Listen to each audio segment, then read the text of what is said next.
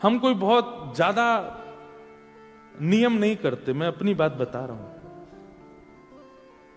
केवल अपने लाल जी की सेवा करते हैं और भाव से करते हैं, प्रेम से करते हैं, थोड़ा बहुत अध्ययन करते हैं, अपने गुरु द्वारा प्रदत्त तिलक धारण करते हैं, नाम जप करते हैं थोड़ा, बस।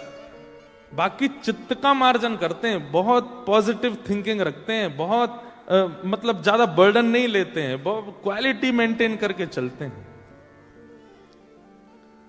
लेकिन कई लोग केवल क्वांटिटी पर रहते हैं कि हमें ये करना ही करना है, इतने करने ही करने हैं, ये ऐसा आवश्यक नहीं। विपरीत अवस्था में भगवत स्मरण नहीं होता।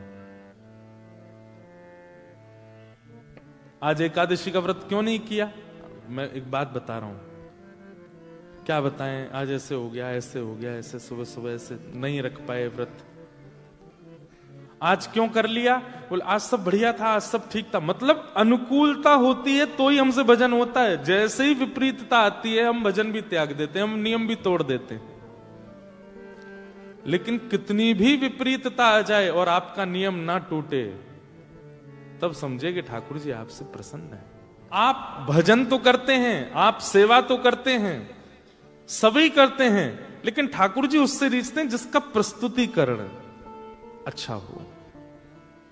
सुबह उठना है, 4 बजे उठ करके ठाकुर जी को उठाना है, जल से स्नान कराना है, पोशाक पहनानी है, आरती करनी है, पराठे बना करके भोग लगा देना है, भोग लगा करके फिर ठाकुर जी के सामने कुछ पाठ करके अपने ऑफिस चले जाना। ऑफिस से फिर बीच में लंच के लिए घर आ गए, तब भी ठाकुर जी को कुछ बना के पवा दिया, फिर ऑफिस चले गए, फिर शाम को आ गए, रात में आके ठाकुर जी को शयन करा दिया, पोशाक पहना के। अब रोज यही चल रहा है, इसमें कुछ नया तो नहीं है ना। ठाकुर जी भी फिर वैसे ही रहते हैं, बोले डेली का सब वही नियम है, इसका वही करेगा, कुछ नया तो करना नहीं है इसको। लेकिन जो हर दिन कुछ नवीनता प्रकट करता है, हर दिन कुछ अपनी प्रस्तुतिकरण में नवीनता लाता है, ठाकुर जी भी रात में ये सोच के, हे श्री जी पता ना सवेरे कहा करेगो, कल तो कछु नयो होगो या की सेवा में, कल तो कछु नयो प्रस्तुत करेगो। तो ठाकुर जी भी विचार करने लगे। हमारे राधा वल्लभ जी के दर्शन किए आपने वृंदावन में? श्री राधा वल्लभ लाल जी का मंगला दर्शन इतना अच्छा होता है। ठाकुर जी छद्म वेश में आते हैं। रात्रि जब आप शयन के दर्शन करने जाओगे पूरे श्रृंगार में होंगे, लेकिन सुबह जब आप मंगला दर्शन करोगे तो वो सरप्राइज होता है कि आज पता नहीं कौन से रूप में होंगे। उसके पीछे कारण क्या है? बोले रात में लाला रूप बदल के श्री जी से मिलवे गए हैं और सवेरे सवेरे सहचरी ने आकर के वही रूप में दर्शन किए। तो कभी ठाकुर जी भोले बाबा बने हुए हैं, कभी ठाकुर जी सौल ओढ़े हुए हैं, कभी ठाकुर जी जोगी बन के गए, कभी ठाकुर जी महात्मा बन के गए, कभी ठाकुर जी सखी बन के गए। तो सुबह की मंगला, अब वहां पे भेद है कि नंद महल के लाला हैं, परंतु सुबह सुबह 4 बजे ठाकुर जी नंद महल में नहीं है। जब आप मंगला कर रहे हो तब ठाकुर जी निकुंज में हैं। बड़ी अंतरंग बात है। उस समय ठाकुर जी कहां हैं? निकुंज में हैं। तो मंगला के दर्शन राधा वल्लभ जी के वो नंद भवन के नहीं है, वो उस समय निकुंज के लाला है। सहचरियां उनकी सेवा कर रही हैं और रात में ठाकुर जी यशोदा मैया सुला देती हैं तो ठाकुर जी खर्राटे मार के सो जाते हैं। और जैसे यशोदा मैया देखे लाला सो गए हो, जैसे यशोदा मैया सोती हैं, सोई चुपचाप ठाकुर जी निकुंज में चले जाते हैं और वहां पे सब सखियां श्री जी श्यामा जी सबके संग रास विहार करते हैं। और सुबह सुबह भोर होते ही ठाकुर जी दौड़ करके आते हैं। यशोदा मैया उठे बाद से पहले तो आके ठाकुर जी मैया के बगल में सो जाते हैं। ठाकुर जी आके सोते हैं, तुरंत मैया का उठना होता है। मैया के लाला भोर है गई, चल उठ जा। लाला कैसे बताए, रात भर सोयो नहीं मैं तो। ब्रज की लीला तो अद्भुत है।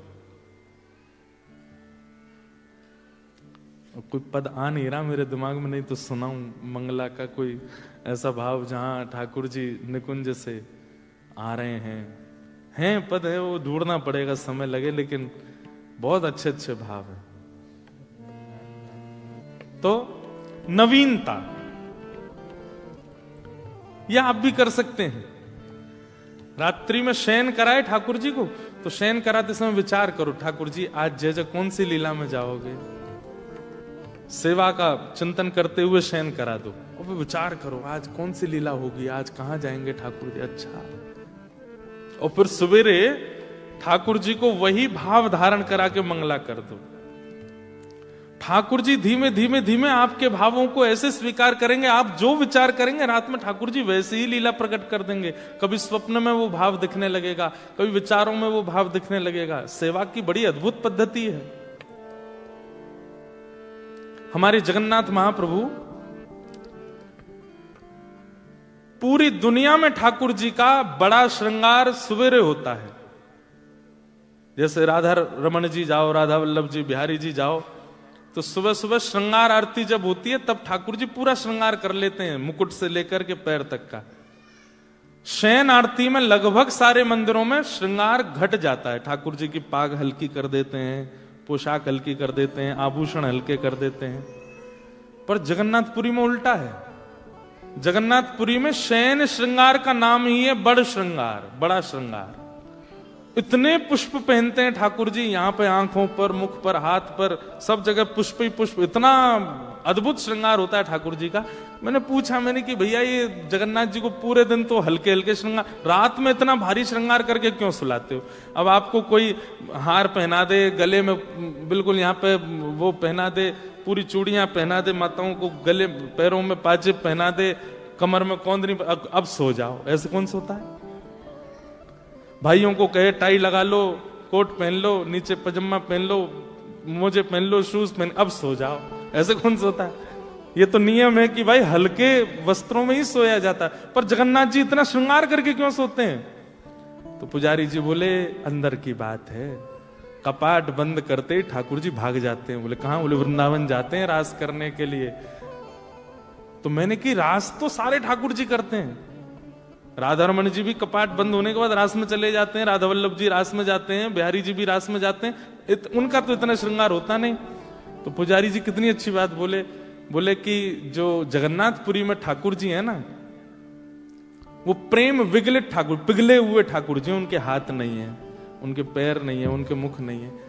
तो बोले राधा रमन, राधा वल्लभ, बिहारी जी आदि इन सबके तो हाथ हैं। कपाट बंद करके पुजारी गए, ये खुद ही अपने सिर कानन में कुंडल पहन लेते हैं, सिर पे मुकुट पहन लेते हैं, गले में हार पहन लेते हैं, कड़ूला पहन के, पाजेब पहन के भागते हैं रास में।